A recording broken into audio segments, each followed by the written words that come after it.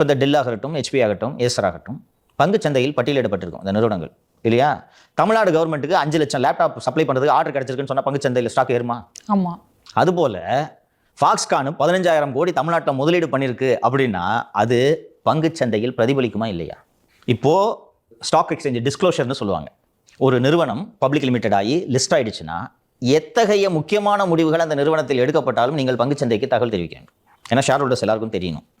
Okay, so Foxconn 15,000 கோடி முதலீடு பண்ணுறாங்கன்னா அவர்கள் எந்த நாட்டில் பங்குச்சந்தையில் பட்டியலிடப்பட்டிருக்கிறார்களோ அந்த நாட்டின் பங்குச்சந்தைக்கு அவர்கள் தகவலை தெரிவிக்க வேண்டும்.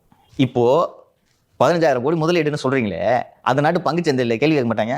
ஏன்பா என்ன பண்ணிமோ அவங்க 15,000 பண்ணியிருக்கேன், இன்னும் ஒன்றுமே தகவல் சொல்லன்னு எப்படி சொல்லாமல் இருக்க முடியும்? சின்ன நிறுவனம் பக்கத்தில் மளிகை கடை வச்சிருக்காங்கன்னா பரவாயில்ல, நீ இஷ்டத்துக்கு சொல்லலாம். இது லிஸ்டட் கம்பெனி, உலக புகழ்பெற்ற கம்பெனி, ஐஃபோன் காம்பனண்ட் மேனுஃபேக்சர் பண்ணுற கம்பெனி. இந்த நிறுவனம் இது மாதிரி ஏதாவது உலகத்தில் ஏதோ ஒரு மூலையில் இவ்வளோ ரூபாய் இன்வெஸ்ட் பண்ணுறேன் அப்படின்றத அந்த நாட்டு பங்குச்சந்தைக்கு தெரிவிக்காமல் செய்ய முடியுமா?